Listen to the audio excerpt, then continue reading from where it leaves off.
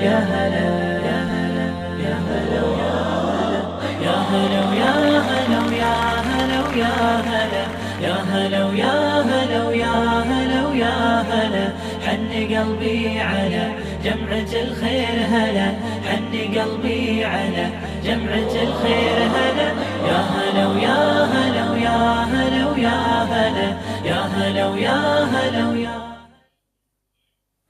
Bismillah ar-Rahman ar-Rahim. Assalamu alaikum and welcome to the program. It's great to be back again after an absence of a day, which was of course on Saturday, and that was simply because we were covering the amazing event in Cape Town. We do hope that you enjoyed that, but lovely to be back with you once again. Ramadan is around the corner. The countdown has begun a while ago. It's 3 days left, and alhamdulillah, we do hope that we're all going to be in high spirits and enjoy some very, very good health. And having said that, the question that kind of popped into my mind was, is dieting possible in Ramadan? Can it, or will it make a difference? Well, that's what we're going to look at in the program this morning with dietitian Fatima Bucks. We're also going to be looking at allergies, sinuses and postnasal drips with Dr. Charles van Locherenberg. But right now, we're going to be talking about saving the rhino. And they're very important creatures in the environment, and I think we do need to understand the role they play and how it protects our environments. And so that's what we're going to kick off with right now, saving the rhino. And our guest is Ian Winroth, and he's going to tell us all about how we can play our part in this very, very important exercise, saving the rhinos. Ian, good morning. Welcome to the show. Good morning. So tell us about yourself. Off air, you were telling me you've just come to the country recently. You're from the UK, but you are here on important business. That's right, yes. So myself and my family arrived here in South Africa in January. So having spent 21 years in the UK working for the Sankaban business, I was asked to move out here to work for Sankaban Gyprock, as I say, starting in January. So yes, very new to South Africa, but enjoying it so far. Glad to hear that. I'm sure that you will say that we've been blessed with marvellous weather here. It's wonderful. Yeah, we're really enjoying this winter, which is like a glorious British summer. Of course, of course. All right, so what exactly is it that you do with the company, and how are you tied in with saving the rhino? Okay, so my role in the business is General Manager for Sales, so I run the sales team. And in terms of the connection with the rhino, then Sankaban Gyprock in South Africa specifically has used the rhino name to be associated with its brand. So we use Rhino Board, Rhino Light for our plasterboard and our plaster products specifically. So we've kind of over the years made this connection of the things that you'd associate with the rhino, the animal, its strength, its longevity, its power. We've associated that with our products. And we have, as a group, we have a very strong sustainability agenda. And our chief exec, David Anderson, recognised the connection between the challenge that the rhino is facing in terms of poaching and the potential extinction of the rhino, and the challenges we're facing in our brand, which has become quite a generic name in the marketplace. So we want to kind of reclaim our brand and reclaim those characteristics of the brand, and at the same time do something very positive in terms of supporting the rhino. How far down the line you are in reclaiming your brand? So it's just started. So it's quite an interesting story in terms of the background to it. So David attended one of these Sandparks events last year, something called Sunset Serenade. So for any of your viewers, if you enjoy being out in the countryside, like the Kruger Park and like classical music, I would recommend it. I had the great fortune to attend the event this year, last week. And it's a combination of being out in the Kruger and listening to classical music, watching the sunset in a beautiful environment, and at the same time raising funds for the Save the Rhino campaign. So David attended that last year, and at that point made this connection between the Save the Rhino campaign and our rhino brand, and started talking to the honorary rangers about what we could do together to support each other. And it's been sort of 12 months in the making of getting to this point of agreeing how we will contribute to the honorary rangers and their activity, and how they in turn would endorse our brand and support that out in the marketplace. So it is literally just starting, and the kind of launch event for it is the handing over of the first cheque this Friday with Sands Park. So it's the first launch this Friday. You're handing over the check. How much is that? And that's from the company, obviously, company's perspective. Are you also planning on getting the public involved? So let's talk about the amount first, Okay. and then public participation. Okay, so there's two sides to the contribution that we're making. So the first element, which is the event on Friday, where we'll hand over a cheque for R1 million. And the commitment is that we will support Sands Park, the honorary rangers, with a contribution of R1 million each year for the next 3 years. So this year, 2018 and 2019. So Friday is the handing over, the ceremony, for want of a better description, of the handover of that cheque. So that's the first element of it. The second element, in terms of how the public can get engaged with it, is through the sales of our products. So, as I said, we use Rhino, the Rhino name, as a brand for our products, and the intention is over the next 3 years that as we sell products, we will commit a proportion of those sales to the Rhino, say the Rhino campaign as well. So, put simply, the more Rhino Light and Rhino Board products we sell, the more we will contribute. So, over the period of the agreement, then that's got the potential to double our contribution. So over 3 years, we could be contributing R6 million to the Save the Rhino campaign. Do you know what and how the monies are going to be utilised? I mean, R1 million is a lot of money, and yet, depending in the context that it's being used, may not be, it might just be a drop in the ocean for sandparks. Absolutely. So essentially the money will be used to support all the Sands Park Honorary Rangers activity. So it'll be for training of the Sands Park Rangers or the Honorary Rangers. It'll be used for equipment for them. It'll be used to support the veterinary and the air services. And you're absolutely right in terms of the contribution. It's a significant sum of money in its own right. But to run the organisation, to run this campaign against the poachers, then the honorary rangers do need an incredible amount of funds. And when you look at some of the poaching activity, there's plenty of information online you can look at, speak to some of the honorary rangers. The stories they tell about how well organised and how well equipped the poachers are is quite phenomenal. They're as well equipped as armies in some cases. It really is quite a sophisticated business from their perspective. So the honorary rangers need to be incredibly well trained and incredibly well equipped to challenge that and have some success. You know, undoubtedly, it's an industry on its own. Black market it may be, but it's really a thriving industry. All right, we're going to take an ad break. When we get back, we're going to be talking about poaching. We're going to talk about other players in the field and how this hopefully is going to be making a difference.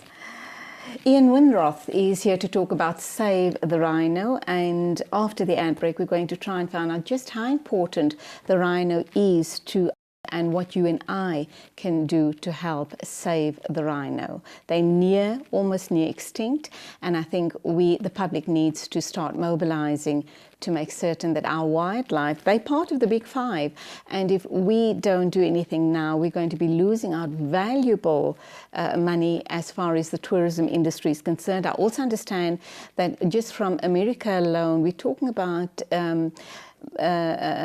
monies or finances in excess of 80 million rands per annum just in tourism, and these are American tourists coming to South Africa just to view and support the rhino. All of that and more after the ad break.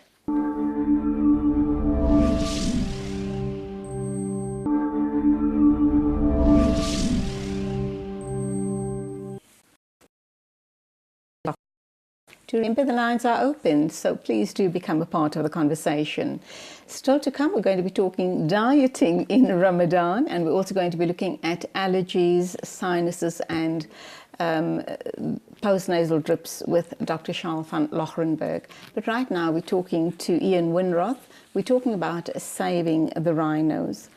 Ian, would you know why rhino horns are so big in Asian markets? Why are they paying premium price for rhino horns, and what is that premium price? Well, the details as to why it's such an important part of some of the Asian medicines, I really don't know the history to it. Oh, it's used in Asian medicine. It's in certain Asian medicines, it's believed to be an aphrodisiac as one of the benefits that people see from it, and it has the price of it has escalated dramatically over the past few years. So if you go back less than 10 years, it was selling on the black market for a few $100s per kilogram. Sure. There's now reports of it selling for $50,000 or $60,000 per kilogram. So it is, for those that can be successful at securing rhino horn, it is an incredibly lucrative business. So as I said earlier, the poachers are becoming more and more sophisticated in their activity, and the honorary rangers are having a challenging, but they are being successful, but a challenging time combating that. Mm-hmm. Well, I mean, it sounds like a multi-billion-dollar industry. And I'm kind of wondering, I know that there has been talk in South African circles for a while now to legalize the sale of rhino horn and even elephant, the ivory tusks, suggesting that if we go that route, not only in South Africa but throughout Africa, that perhaps the value will drop and there'll be more control over the sale of rhino horn. Do you have any thoughts on that? I'm certainly no expert, but I understand there are ways that rhino horn can be removed safely from the animals, and I think certain parts of the community do look at that as maybe one solution of protecting the rhinos. That if take an area like the Kruger, for example, if the rhinos were caught and the horns removed, then obviously it removes the incentive for the poachers. But even that is an incredibly costly exercise, and I guess there are some ethical questions or moral questions about whether that's the right thing to do for the animal. So I think a very difficult decision about the balance of, is it the right thing to protect the animal in the long term and protect the rhino to make it available for us all to see and to be a part of the ecosystem ongoing, or versus the challenge of potential extinction as a result of poaching. I think it's a very, very difficult question to answer to see what the right decision is. And obviously, I should imagine that every possible animal, bird, fish and insect in the environment has its role to play. And if one of them become extinct, then obviously it's going to impact on the environment, and we wouldn't understand possibly immediately in the next couple of years what that impact would be. No, I think that's absolutely right. We just don't know the consequences. We hear globally of numerous animals and plants becoming extinct, and we really don't know what the long-term effects of that are. And certainly something as iconic as the rhino, I think it's incredible to think that that could be gone in a matter of years, and we simply wouldn't know what the consequence was. The food sources for the rhino would presumably then thrive. That would have a knock-on effect on the rest of the ecosystem, and it would be probably a matter of decades before we saw the true consequence of that. Which might even be quite disastrous. It could be. It could have knock-on effects in terms of other animals or plants that could then suffer as a result and potentially even become extinct. So the consequences and the knock-on effect could be horrendous. We have a lot of poverty in the rural areas throughout Africa, not only South Africa. And I'm wondering just how we can make this message important enough for those communities, because I wonder if they care about the extinction of rhinos and other animals, because they're too hungry to worry about something like that. Their focus is on their tummies and just their mere survival. So how does one try and equate or balance that type of thinking? I think it's a really difficult challenge, isn't it? That particularly when people are in real need, as you say, if they're hungry, they're cold, they perhaps haven't got clothes, then the immediate need is to protect your family and to survive day to day.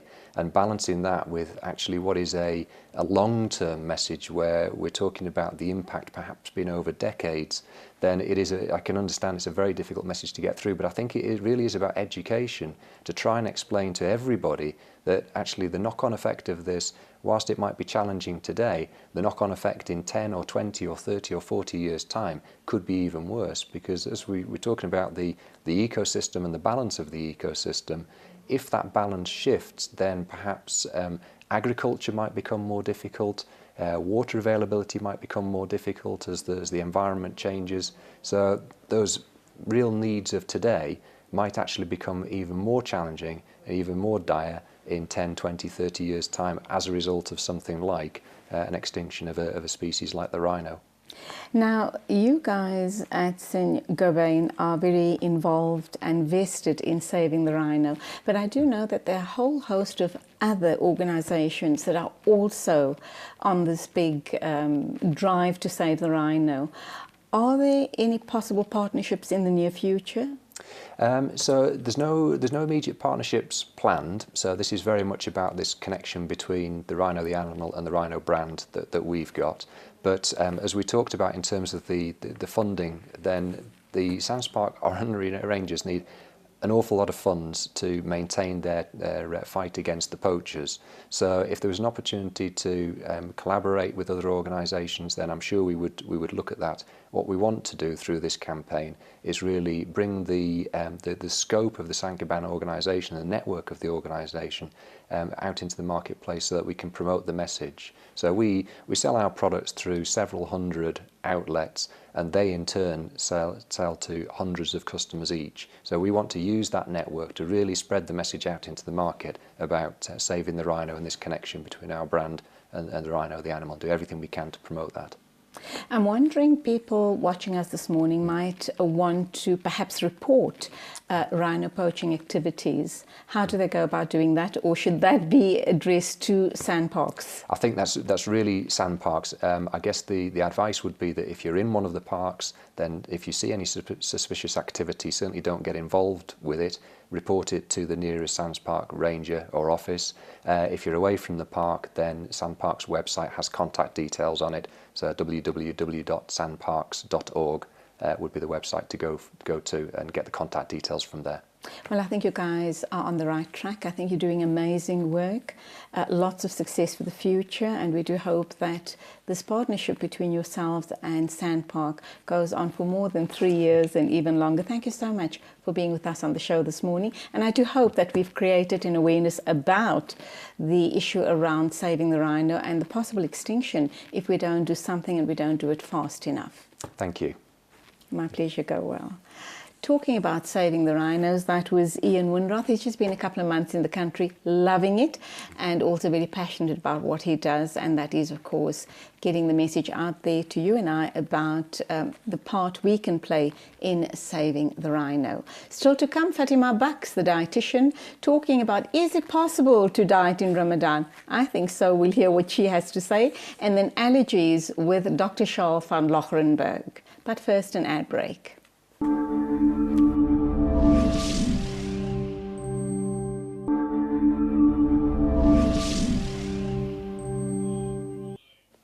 We now have Fatima Bucks in the studio. She is a dietitian and she's almost like family here at ITV. It's lovely to have her on the show. And this time around, we're going to be talking about dieting in Ramadan, or possibly healthy eating in Ramadan. Is it possible?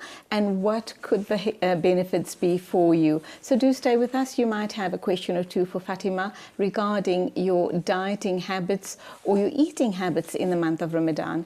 Fatima, assalamu alaikum, welcome to the program. Wa alaikum salam, thank you for having me. It's always a pleasure, and very especially this time of year is, we really need to know about our lifestyle, our eating habits, particularly in the month of Ramadan. I think it's really crucial.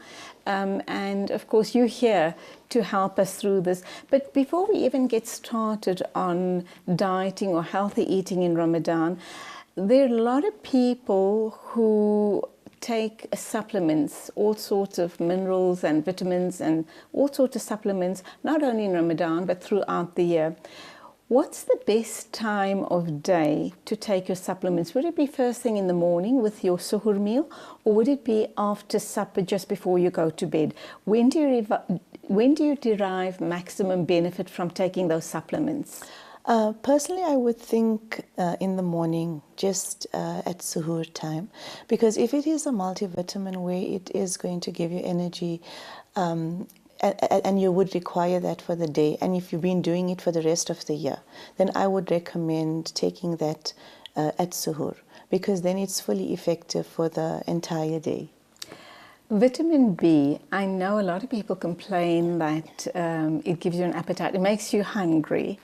Would that be a good idea to take it at suhoor time?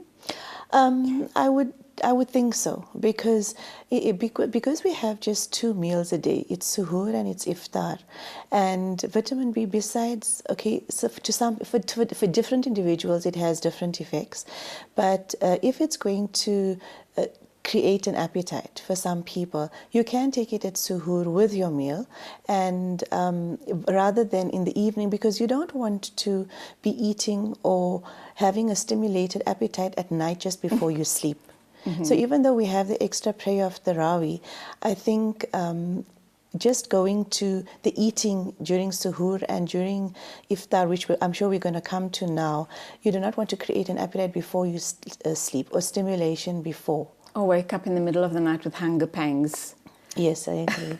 Okay, so what I've been talking about all morning, promoting my interview with you, was dieting in Ramadan. Now, there are a lot of people that are on special diets for a whole host of reasons, whether it's, wanting to lose excess weight or for health reasons. Obviously, they're going to have to upkeep their diet plan during the month of Ramadan. We also know there are banters, and if this would be possible in the month of Ramadan. So dieting is so I would feel more comfortable talking about healthy eating during Ramadan compared to dieting. And then also, if you have to think about, firstly, setting an intention for what is our purpose, or what is our intention for fasting in the month of Ramadan.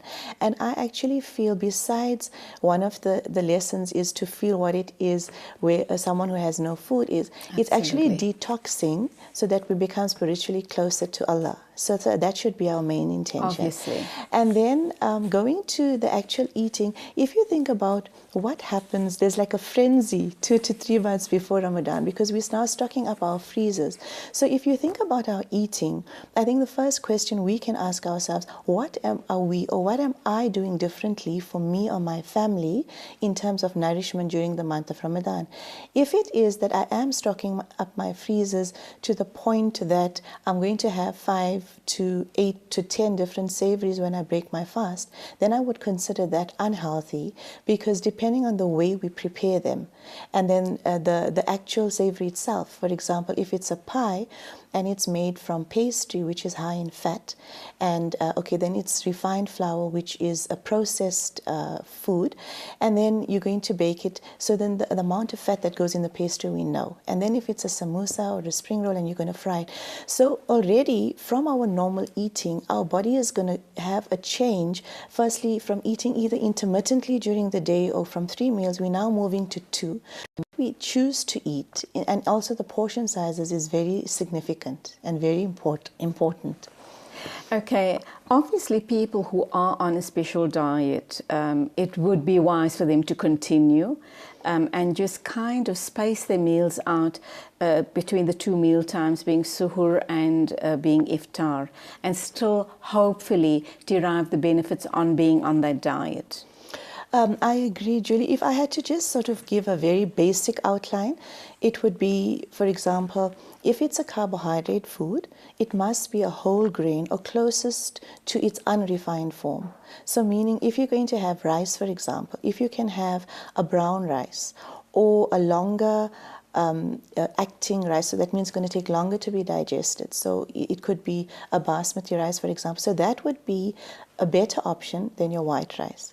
If it's going to be, say, roti, because some people feel more full having roti, then to actually make it at home, or consider the roti with brown or whole wheat flour where you've added bran to it versus just a normal white roti. And then to also consider how much of oil or ghee are you using when you're frying, and are you actually adding, so you would reduce the amount that you're adding when you're making the dough, for example. So what you're actually doing, you're reducing your calorie intake, but you're reducing extra unhealthy fat, for example, so the amount, because your body is going to take longer to say. So you're trying to make it as healthy as possible, because one of the problems I know a lot of people experience is either indigestion or constipation. Yes. And if you're going to eat unrefined foods, so whether it's your pies, your samosas, white rice, white roti, white bread, anything that's white, ask yourself, is this the way it grows, or is this an original form? Because if it is going to be anything that's white roti, white rice, anything white, it's usually refined, it's processed. So firstly, it's not going to make you feel full for longer, but then it also doesn't contain any fiber. So that's when you're then more inclined to have constipation. And then that also then brings up the subject of how much are we hydrating and how are we hydrating. For example, am I drinking sufficient water at iftar, or as I through the night before I sleep performing tarawih, and then when I get up at suhoor time, because sometimes just water, which is what our body needs to hydrate, is replaced with very high sugar containing beverages. So it could be either the milkshake or a sarbat water. Right. So it's very high sugary stuff. So if you just sort of keep to the basics, so for someone who wants to eat healthy, you just leave that out. So already you're cutting calories, but you're eating healthy, and then what you're giving your body actually benefits you. So it will prevent constipation, and if you're not having fried or a high fat or high sugary foods, so you're not going to get constipated. So you will feel full for longer, you will have more energy that lasts longer, and you won't have any unwanted or excess calories that's coming from either the sugar in the sugar containing beverages or from the fat in the higher fat meals that we are having in terms of savories. So if you're only going to have a meal of savories, it's quite a high fat content. And then the flour, everything that's made from it, either the pastry or the samosa, it's refined. Absolutely. Okay, I'm sure you're going to also suggest lots of fruit and vegetables in the month of Ramadan. But by the same token, you also have people talking about the high natural sugar content in fruits, in whole fruits.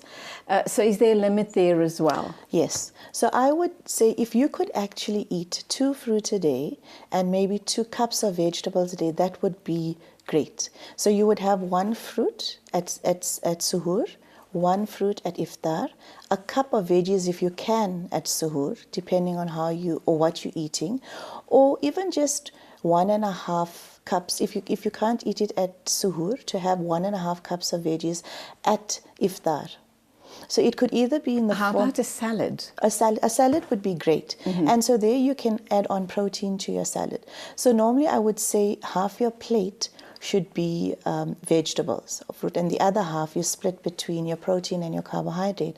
And so that's quite a balanced meal. And it can be nutritious if the carbohydrate you choose is something that contains fiber. So for suhoor, it could be, say, an oats porridge that you would cook versus the ones where you would just add, say, boiling water to that. And then if it's going to be a bread, it would be like a heavier seeded bread, which will keep you fuller for longer. Versus it is the healthier option, obviously. It would be a healthier option. And then I know a lot of people find that roti can sustain them, you know. So there you would then opt for a brown or a whole wheat roti. And then, as I mentioned earlier, just if you are making it at home, ensuring you limit the amount of oil or ghee that you're using either in the dough or in the frying of it. Now, you also mentioned something very important, and that is hydration. And I think a lot of people have that problem in the month of Ramadan. Either they drink a lot of water through the day, and these are now the people that are very health conscious. And then the people like myself who live, have my 13 cups or more coffee throughout the day. And I know that we have problems with withdrawal symptoms the first few days. Is the coffee, 2-3 cups at suhoor time? And I know you're going to say it's not right, rather drink water, but there we go. And, have your tea or your coffee when you break your fast. What do you say to that? Would that then equate to the amount of liquids that I'm allowed or should be drinking throughout the evening? Sorry, you said 3 cups of coffee at suhoor? 2 or 3 cups, yes, and the same amount at iftar time. And do you consider that your water, your liquid intake? Yes. No, I would disagree. I'm sorry. So our coffees and our teas can actually dehydrate us because of the caffeine content. Okay. Yes, and so and it's funny that you mention it because I do something called mindful eating programs or mindfulness programs, and one of the exercises I usually give participants is to choose to do something mindfully for a week. So to do, and one of the recently I had the feedback of where, especially people who are used to having many cups of coffee. So the one exercise the one participant had chosen was coffee. because that was where you would feel, you know, I need coffee and I And need you at do it least 2 to 3. unconsciously. Yes. You lose count Yes. of the amount of cups of tea. And the tea drinkers out there And that yeah. drink a gazillion cups of tea throughout the day. Yes. And you're right, we don't do it mindfully. You don't even realize that you've taken 3 or 4. But to just take it further, so this particular person said, okay, I'm going to drink my coffee mindfully. And did that from the time the water was poured into the coffee to the drinking. And what this person actually found, they actually found that they felt dehydrated, because now they were connecting to exactly following the whole coffee through, how do I feel, actually did get the jitters, did not actually want more cups of coffee, but felt, I actually feel dehydrated and what I need now is water. So it's quite interesting when we choose to do something unconsciously versus consciously, what a difference it makes. And mindfully is just being conscious, being in the Yes, moment, yes. being conscious of what you're doing. Yes. And if you drank that cup of coffee mindfully, you probably appreciate it, enjoyed that much more Yes. too. Not wanting to have the next cup or the next cup, waiting for that sort of energy to kick in. So coming back to having The coffee and the teas and the headaches. Yes, so I know some people have lots of them. Yes, they may have the caffeine withdrawal because you're not having that many cups intermittently during the day. But I then come back and say, this is a month of detoxing. So then that's what you're doing. But then you do need to replenish. Right. And how do you replenish? With water, which is hydrating. The all-important question, whenever you speak to a nutritionist or a dietitian, they talk about detoxing, and then you have all of these products, on the market about detoxing, or the best way to detox, etc., etc. What exactly is detoxing? Can you do it with any other assistive products, with or without? And how does that help you? Is it not just a natural process that happens? So for me, would go with the natural process. I mean, there are people who perhaps need to, but I think you have to look at a person holistically. If you have to take an individual living here in Johannesburg who works all day, who's caught up in the traffic, who also, if it's a mom who has to see to children, ensure meals, they ensure there's groceries and all of that. So it's all of that involved. It's not necessarily only about the food or the detoxing. So sometimes you need to look at or holistically, what do you need? The lifestyle. Do you need supplementation? Do you need it? So that's what I actually love about Ramadan, because you actually not having the food in your tummy, you're not drinking or you're eating, you're detoxing from firstly that digestive process. So for example, if you're having say 6 to 8 cups of coffee a day, or we're eating all the time, we continuously working our digestive system. So for me, this is, you're actually giving it a rest for that 12 hours, for example. So that's a form of detoxing. And then, so if you can't have that many cups of coffee, yes, you might get the headache, but then you actually is forced to now think, what is it my body really needs here, because the lack of that is resulting in a headache, for example.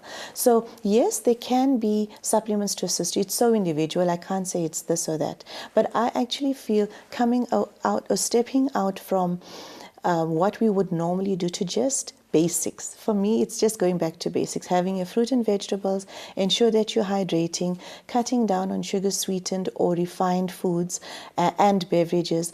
And if you're going to eat, whether it's your carbs, again, going to natural forms and coming back to what you said about the fruit and the vegetables. Is there a limit? And as I would say, half your plate and then spacing it between the suhoor and iftar.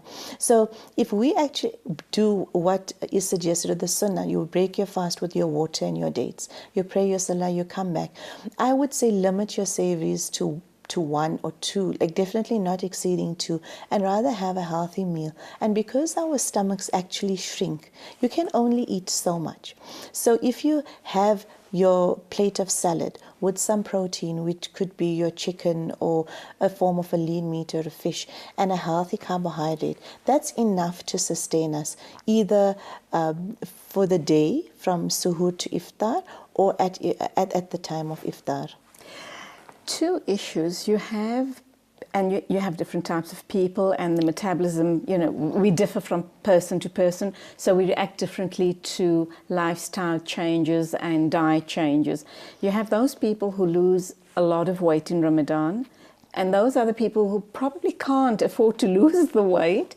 And you have those people try as hard as they might, try and eat as healthily as they possibly can, do put on weight.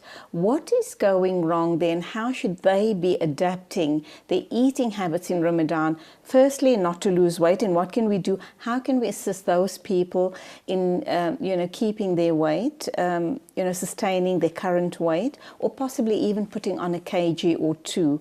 And for those people who put on weight? For me, I find the people who lose weight in Ramadan are those people who I call grazers.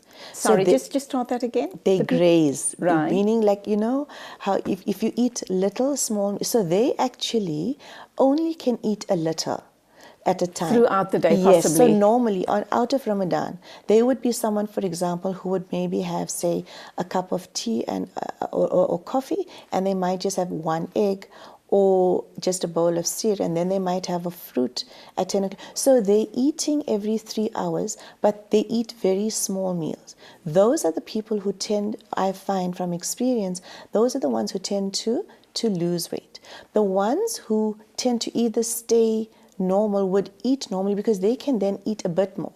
So you get some people who can eat a larger meal, and then they don't need to eat, they may just eat something, say, at midday. Now I'm talking out of Ramadan as well.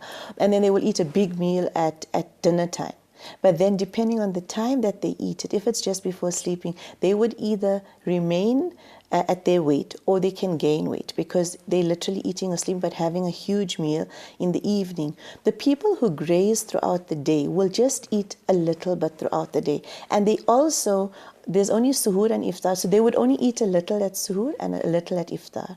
Then you get others who can just eat a meal, like a big meal, at once or even twice a day.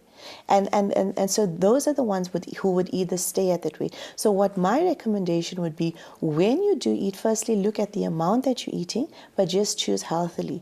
If it's someone who's going to eat lots of savories, I would find those who eat a lot of fried foods and then sugar-sweetened beverages at iftar time or even at suhoor, they are most likely to gain weight. Okay, we're going to talk more after the ad break. Let's also talk about people who are not very healthy or probably very weight conscious or health conscious and need to take supplements, not the vitamins, but your shakes and things to help them through the day. Let's look at that after the ad break. Fatima Baks, the dietitian, is in studio with us this morning talking about healthy eating in Ramadan, or even if you are on a specific diet, how to maintain it in the month of Ramadan. Lines are open if you have any questions or comments, and after that we'll be talking to Dr. Charles van Lochrenberg about allergies and a whole host more. Do stay with us.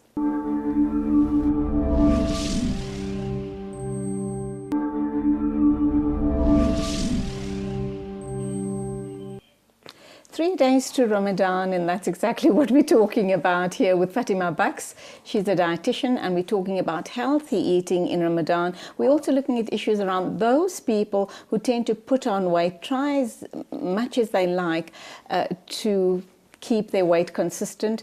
They just, have this problem of gaining weight in Ramadan. And then on the opposite end of the spectrum, those people try as hard as they do, they just tend to lose weight all of the time. So how do we keep them consistent? And we're also going to be looking at the diet of our fasting children. What should that look like?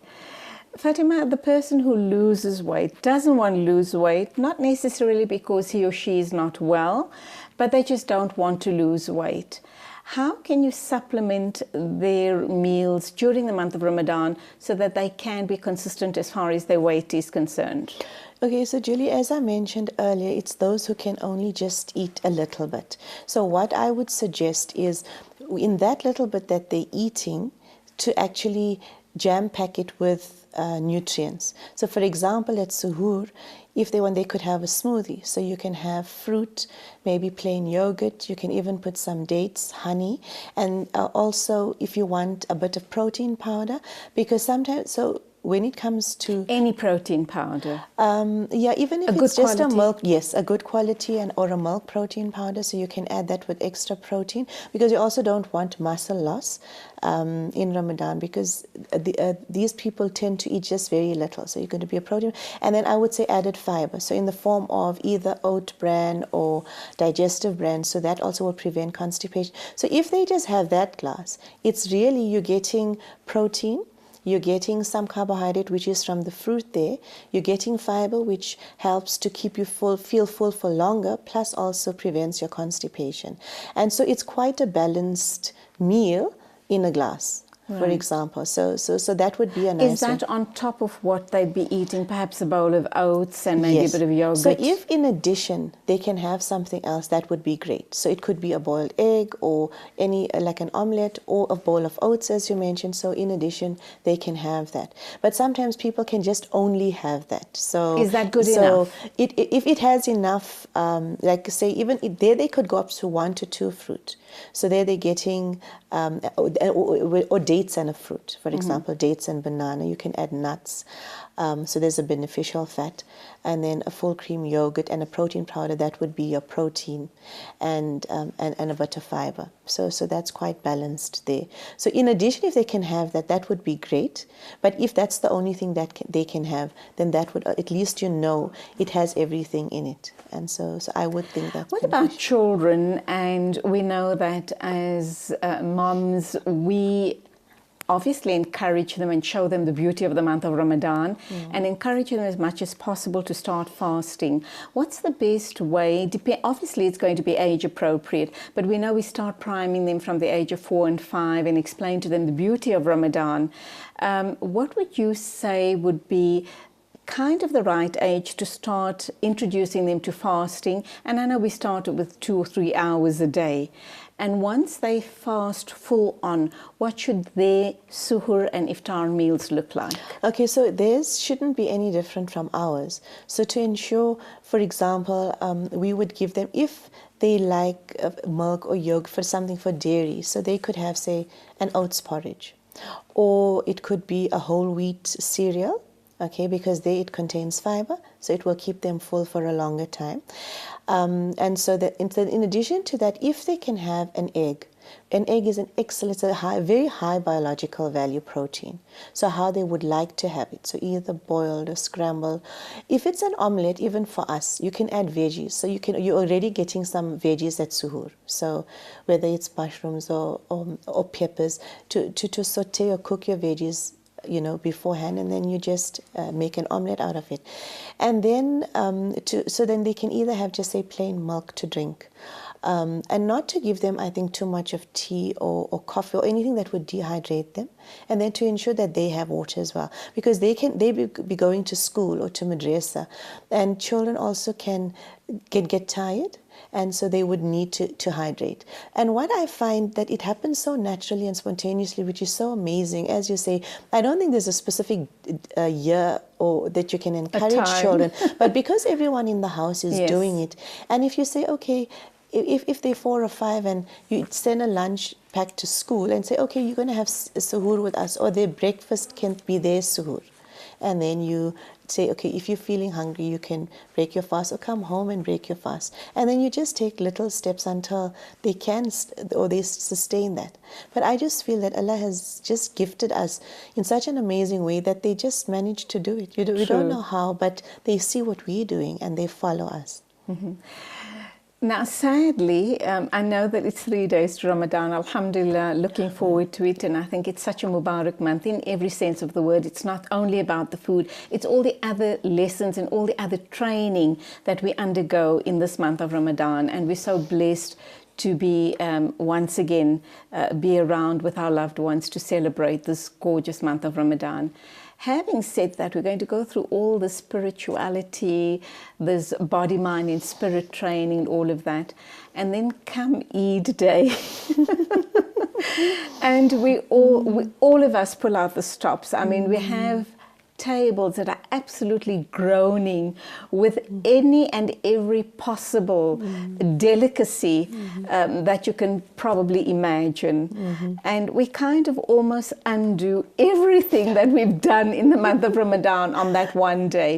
Tips on how we can do things in a more sensible, possibly, and a healthier way. And I know there's going to be lots of women groaning out there. How can she even think that Eid is not Eid without your prawns and your roast and your biryani, etc., and your designer cakes? Fatima, your thoughts? Being a dietitian, I kind of wonder what your Eid table looks like. You know what? I think that it is. I think Allah even said it is a celebration. It's a celebration, so it's not something that you do all the time. You know, I feel you can have the cake and you can have all of that, but so when I look at things, it must be just enough, you know, for you to enjoy. So yes, it can be a cake, or it can be a special biryani, or you know, you can have the extra things, but I feel it must be just enough to enjoy. You know, it must be enough to enjoy. Right. So not where we come to the point of being wasteful, because as you say, the whole month of Ramadan sort of primes us, you know.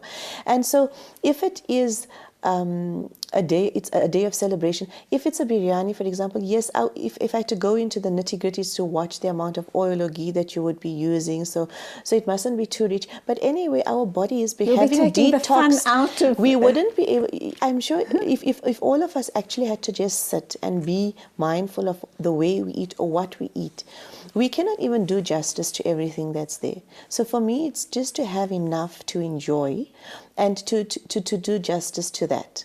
And yes, be still mindful of how you prepare, you know, the amount of oils that we use. If I'm coming back to the hints on the preparation of food, you know, so it mustn't be too rich, because our bodies are not even going to handle, we won't be able to digest that, you know. And to just eat, to celebrate, but celebrate to the point, not to overindulge.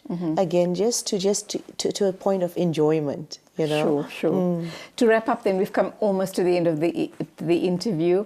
Your final words on Ramadan and Eid as far as a dietitian is concerned, as far as being healthy and being mindful is concerned. Okay, so I would definitely say the one thing that I think I always say is what we leave out, our fruit and vegetables. If we can just ensure that we have that every day, because that's where we get our vitamins, our minerals, our phytonutrients, our phytochemicals. And being in winter, we do need to be healthy to fast, because there's lots of flu and infections that are around. And sorry, what is phyto? Phytonutrients, it's just substances that we find in our fruit and vegetables that help fight against infections. So it's spelled PHYTO, yes. So you find it, you wouldn't find that if you don't take a supplement, if you don't find it in all supplements, but if we want to be healthy and keep up our resistance to getting ill during Ramadan, to just include that, because I think we have enough of everything else. So to have our dates at iftar, a fruit at suhoor, some veggies, just with, and I think maybe just a salad or a soup. It's winter now, so to add veggies to a soup, you know. And it is okay to have the pies and samosas and savories, but in moderation. Definitely have that, but just make sure that the rest of your meal is very healthy. Yes, but some people only eat that as a meal, so that's my worry. To rather just have one or two, but then the rest of your meal to be healthy. Yes. Fatima, it's been such a pleasure having you here once again. May Allah subhanahu wa ta'ala accept all your du'as. May you have a wonderful Ramadan with your loved ones. And I'm sure we'll hook up again next year this time. No, thank you so much, Julie, and I wish the same for you and all the viewers. Shukran very much. That was Fatima Baks, a dietitian. As I've said, she's part of the ITV family, and it's always such a pleasure talking to her, and very especially this time of year in preparation of the Mubarak month of Ramadan, inshallah. Still to come, Dr. Charl van Lochrenberg to talk about allergies, sinuses, postnasal drips, and much, much more. Stay with us. That was lovely.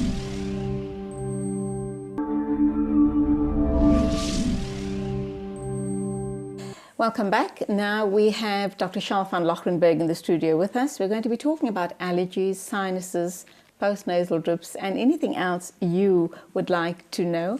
You can call in on the open line, and we'll be more than happy to have Dr. Charl respond to your question. But we're going to focus obviously on allergies. Dr. Charles van Lochrenberg, morning. Welcome to the program. Great. Thank you for having me here. Lovely to have you here.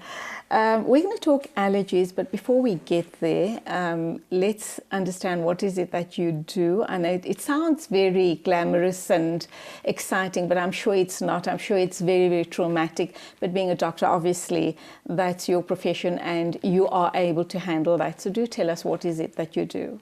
I'm very privileged to work in the world of emergency medicine. So it's a kind of the A to Z of medical cases. So with a background of teaching, training paramedics, lecturing at the university, I've now ended up in the world of international SOS. Wow. So looking after everything from medical advice and tele-advisory services through to remote projects in strange places in Africa. And developing healthcare solutions for those places, and ultimately bringing patients back if they fall ill or they get injured.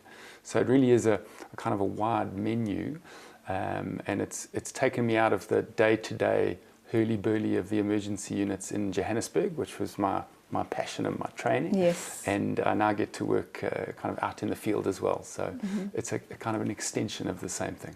Does it involve lots of travel, or is all the all the services that you offer with your team done remotely? A little bit of both. In fact, just yesterday, a lady at work, we were having a great tussle looking for one of my many passports that seems to have evaporated in a drawer somewhere. I sometimes feel that my office is probably at OR Tambo Airport as I prepare to go somewhere. But that may just be an excuse not to, be collecting my kids at school on a day, which would be better. But yeah, quite a lot of travel involved. But that's where the activity is, and I get to see Africa. I've travelled to just about every single country on the continent. So there is a bonus, obviously. Yeah, and I guess you couldn't do this without the support of your lovely wife, Dr. Carol Ben. Being a doctor herself, I think she does understand your passion and is able to support you. Absolutely right. In fact, I think sometimes almost the other way around, because of the flexibility of doing emergency medicine and being able to respond in different places. Carol, whom you know as my wife, she probably has the work ethic equivalent to both of us put together. Gosh. So absolutely unbelievable. So she disappears long before 5 o'clock in the morning to start seeing patients, and it's home late at night. So I'm usually quite embarrassed if I compare the work levels, and I sort of feel a little bit slothful in comparison. All right, she's doing amazing work as well, and our best wishes to her. Thank you. Let's talk allergies. Is it the time of year? Is when we talk allergies, are we talking about something that happens seasonally, or do you find people that suffer from ongoing allergies? Both are right. So Okay. those actually address two of the common bins or baskets, if you like, of allergy sufferers. So, I mean, what is allergy to start with? So you've got an allergen, a something, a little Horribly protein, uncomfortable, I might add. a thing. So you've Yes. got this little thing that's lurking in the environment somewhere. It might be in a food, it might be relating to some infective particle, it could be dust, it could be anything, it could be a little creature. So you've got this allergen, it gets into the body in some way. In a very small microscopic way. It's either inhaled or it's in the bloodstream, and then the body reacts to this allergen abnormally. So normally you and I are able to damp down our responses to these little proteins that circulate in the body all the time, because we're assaulted by these things all the time. But if someone's body overreacts, to use an easy to understand term, then we have an allergic reaction. And there can be a whole range of how severe or mild that allergic reaction is. So to focus back on your question around seasonality, if the cause of the allergy for the person is the temperature, the changes in pollens and natural products in the air, the dust levels, depending on, again, temperature, humidity, then yes, we'll see the sort of seasonal hay fever type situation, which is an allergy, and it's absolutely logically related to the changes in seasons. So now we'll see quite a bit of that as people are being exposed. Up here in Johannesburg, the air is drying out, we're getting changes in plant and dust behavior, so for sure we're going to see a seasonal thing. We're also going to see a change in the infection profile as well. So that does make life a bit difficult for your general practitioner, because people are now spending more time inside. they're spending more time in confined space environment, they are being exposed to other people, and people are very common sources of bugs. And when I say bugs, I mean that very generally, mostly viruses, not always bacteria. And so the more time you spend indoors in closed spaces, the more likely you're going to be exposed to those. So certainly the general cough, cold, flu, influenza cycle starts as well at the same time. So not only do we get the seasonal change, the allergy-related phenomena, we also get the common cold becoming a bit more common. Someone who comes down with a cold or perhaps the flu and suffers terribly with allergies, are they going to be more sick or sicker than other people? I wouldn't necessarily say so. I think the diagnosis might be a bit more tricky for our same long-suffering general practitioner. So, because a lot of the symptoms and signs are overlapping. So the acute infection, for sure, that'll present in a certain way with the congestion, the runny nose, the temperature, etc. And the allergy, which will have the overlapping features of the runny nose, perhaps the congestion, they're just generally not feeling well and comfortable. Some of those can blur the line a little bit. Does the allergy sufferer necessarily acquire more acute cold-like infections? I'm not sure we can connect the dots quite so Okay, easily. I don't suppose that a vaccine has been found for people suffering from allergies, so you can't be vaccinated against something like that. What a nice idea. No, we can't vaccinate per se in the same way that we can vaccinate against measles. Right. No, so it doesn't quite work like that. However, if we're able to identify the offending particle, the allergen, there are certain allergens where medical practitioners can follow the logic of desensitizing a person to that particular allergen. And that desensitizing may involve repeated exposure to either the same allergen or maybe a purified or made safer version, if I can put it that way, to that allergen. So you imagine an extreme example, individuals that work with animals that have severe toxins on board. They desensitize themselves sometimes by taking on board small doses of the same toxin to induce a sort of semi-immunity. Those two are not exactly the same phenomenon, but they are related. So no immediate vaccine, but yes, some allergens we can desensitize to. There are people who suffer from different forms of allergies and they're downright miserable. Is it a good idea to go to have yourself tested for perhaps what you're allergic to and then get treatment, or like you said, try and desensitize yourself to those allergens? Is it a good idea? Is it effective? And how protracted is the whole procedure? It's a very tiresome situation, quite frankly, and one has to sympathize with the patient for starters, because the sort of chronic allergy sufferer really can be a bit miserable. I think for me, as the sort of primitive emergency medicine guy, I need to work with a diagnosis. So before we launch into a whole range of tests and a whole range of treatment strategies, let's see if we can start at the beginning and try and identify the cause. And that cause may involve just some good Sherlock Holmes work. You and the general practitioner, if you put on your detective hats, sometimes you can figure it out with a little bit of trial and error, a bit of exposure to certain situations, and being almost like keeping an allergy diary, if you like. And one can track one's symptoms and responses and then try and pinpoint, I was there at this time, or I ate that on that day, or I had that particular supplement or medication on that particular day. Bingo, we've got something to target. If the logic is not working, then yes, one does move into the second phase, if you like, of testing. Is it a good idea? I suppose it's a function of how distressing the patient is finding the symptoms. The tests can be a little bit hit and miss, number one. Not all of them are particularly reliable, although certainly, for example, some of the skin tests can be quite helpful to identify some of the environmental exposures, some of the grasses, some of the pollens that individuals might be exposed to, and then bingo, we've got an answer. We know something that can be avoided. Or it might be a specific food stuff. So, one thinks of the common ones, the iodines and the nuts, where a dietary intake can then pinpoint that diagnosis. The blood tests are less reliable, quite frankly, in terms of pinpointing a diagnosis. So I've given you a sort of a half answer. Is it worth getting the tests? I suppose if you've reached the end. Miserably enough. Yes. Yeah. Okay. But it's all important about having a good relationship with your general practitioner, because that's the gatekeeper and the steerer of this investigation. Okay, let's take an ad break. Dr. Charl van Lochrenberg is here talking to us about allergies. We're going to go into, obviously, sinuses and postnasal drip, time permitting, of course. Do stay with us, and let's take an ad break now.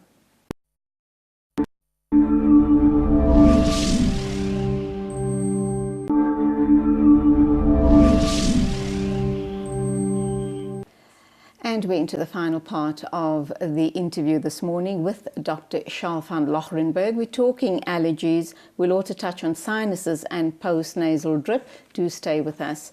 Charl, when you talk allergies, do you have, obviously, life-threatening situations with allergies? And if you are that type of a person, do you carry your antihistamines or injections or whatever it is around with you? Talk us through that. Yes and yes to both of those. So that's the bit about allergies that I actually understand a little bit better, the more serious emergencies, as opposed to the finesse of the world of the physician, the soft allergy relating maybe to the asthma-like picture. Okay. So yes, you can have a severe... Can I just stop you there? Sure. This is so important. If you're an allergy sufferer, does it mean that at some point in your life you're going to start suffering from asthma? Definitely no. Okay. The two are often related simply because the substances that circulate in the body can trigger one or the other. So the type of picture we see in an allergy sufferer is very often the similar picture that we see in an asthma sufferer. So those two are certainly connected, but just because you've experienced the one doesn't mean you're going to experience the other per se. Thankfully, the treatment is quite for severe, and the age-related changes are also similar, but they're definitely not the same phenomenon. Back to your question around the severe allergy. So absolutely, if, and we can't predict it, number one, and just because you've had a mild exposure to something before doesn't mean the next exposure won't be serious. So I was a child, I got stung by a bee, and I just had a little red lump and it went away. Doesn't mean that the next time you're stung by a bee, you can't have a severe allergic reaction. The two are not connected. Certainly if you've had a severe reaction, the likelihood of subsequent severe reactions is quite good, and that's why we try and give people some form of protection. So if you have had a track record of a severe reaction to anything, a foodstuff that you've identified, like a seafood, we were chatting just now, a dairy product, something that you know, a nut. Peanuts. For sure, peanuts is a common one. That seems to be the most common type of allergies amongst children as well. Well, nuts generally, so the particular proteins and the trigger reaction that occurs in the body to those, the substances in the nuts is just a well-documented phenomenon. I'm not sure if it's also just something that's slightly easy to identify because it's a pinpoint protein, if you like. But certainly if one's identified the allergy risk, so you're at risk for a bee sting or a nut or whatever, particularly if it's identified through childhood, but right on into adulthood, cut a long story short, you should have emergency treatment with you, because allergy that becomes severe, what we call anaphylaxis, and the possibility to actually collapse, have your blood pressure drop through your boots, have your chest close up completely tight so that you can't breathe. Those are all the major phenomenon of severe allergy. You could indeed die from that before the paramedics get to you. It's that quick. So we're talking minutes in severe allergy, unlike many other emergencies where we actually have got time for the heavy professionals to get to you, which is why we recommend that severe allergy sufferers keep with them something like an adrenaline auto-injector. So it's a fancy syringe, which is designed for ease of use. It literally is an automatic, grab the thing, open it up, bash it onto a muscle group like a leg, push the button, and in goes the adrenaline, which is the life-saving drug in the context of an allergic reaction. Adrenaline works almost instantly, and it will completely reverse the features of that allergic reaction. If it's ongoing, sometimes an individual requires 2. So we often recommend that people actually keep 2 auto-injectors handy. They last for ages. There's been a bit of hoo-ha recently about the price and the availability. If we navigate past the health economics, which is annoying actually, quite frankly, when one looks at a really basic emergency treatment, but certainly one should have those available, in the handbag, in the cupboard, sitting with the caregiver at school, for example, if a child's allergic, absolutely recommended. Let's look at postnasal drips, how they connected with this whole allergy issue. And if you are a sufferer of a postnasal drip, why are you suffering from that? Does that indicate that you are prone to all sorts of allergies? The two might well be connected. Great question. I suppose for starters, what is this postnasal drip? So your upper respiratory tract, all the soft mucus, nasal passages, sinuses, all the sinuses that are the big open spaces inside our skull, so in here, behind the nose, if you can picture it, all lined with a particular type of mucosa, and they're producing this fluid all the time, this gunk that terrorizes mothers and nursery school teachers. And in certain circumstances, whether it's allergy related or infection related, and the two have got nothing to do with each other, or reactiveness to the environment, this mucus, this fluid is produced in increased quantities for whatever reason.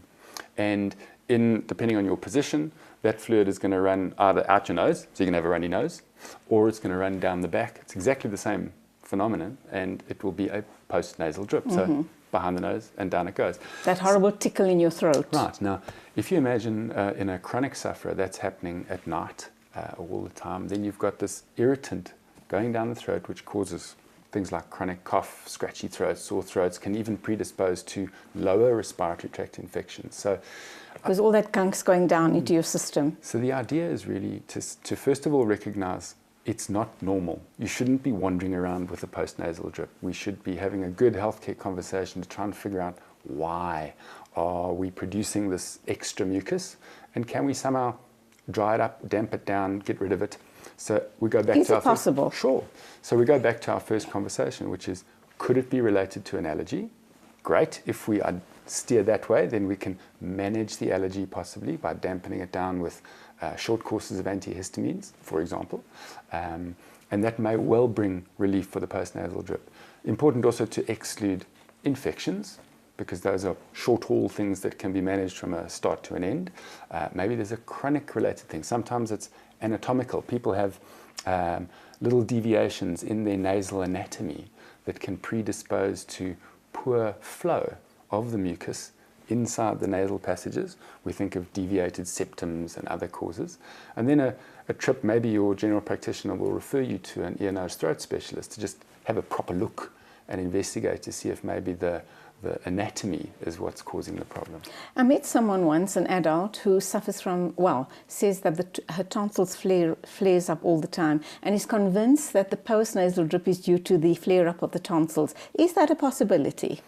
It could be a chicken-egg situation, so they could be the other way around as well. So yes, if that person hasn't had their tonsils taken out, and tonsils are just lymph nodes that are guarding the pharyngeal area, certainly if one gets an acute infection. Tonsils should flare up, by the way. If they're there and you get a cold or an upper respiratory tract infection, your tonsils are part of your defense mechanism. They're soldiers doing their job. So a tonsil flare-up is not a bad thing necessarily. It's only if it becomes debilitating or repeated excessive fevers. But certainly the flare-up, the postnasal drip, is more likely to be related to the original viral infection that caused the tonsillitis. Okay, people with postnasal drips and sinus problems often also complain about terrible earache. So what's going on there? How do they get past that and stop being so horribly miserable all the time? It often helps. It's like, I wish one could wave a magic wand for this, but one can't really. So it sometimes helps just to understand the anatomy. So if one imagines, with my very bad drawing in fingers, that there's a connection between your sinuses, which is connected to your nose. So we're breathing air in here, and that air is filling the sinuses. From that sinus area, there's a thin little tube that's much smaller than a liquid fruit straw, connecting to the middle ear on both sides. It's the eustachian tube. And that should be open, and it allows the passage of air and anything else to the middle ear, so the space in your ear that's behind your eardrum is connected to your nose, and it's connected to the outside world. So, and you're aware of that or subconsciously all the time, because if we blow some air down our eustachian tubes, we're actually changing the pressure in our middle ear. So if that eustachian tube is blocked, and it's such a tiny little thing, it can get blocked so easily. It can get blocked by an allergy, it can get blocked by excessive mucus, the extension of the postnasal drip, the sinusitis, you name it. There's lots of things that can clog it up. We now have an air-filled space. It doesn't yet have to be filled with any of the gunk. It could just be air that can't change size and shape in that middle ear, and that causes extreme discomfort. So, and the ear is a very exquisitely sensitive part of the body. So if we've got nasal congestion and blocked eustachian tubes, we can anticipate middle ear pain for sure. Okay, we've almost come to the end of the interview. Our final words on allergies.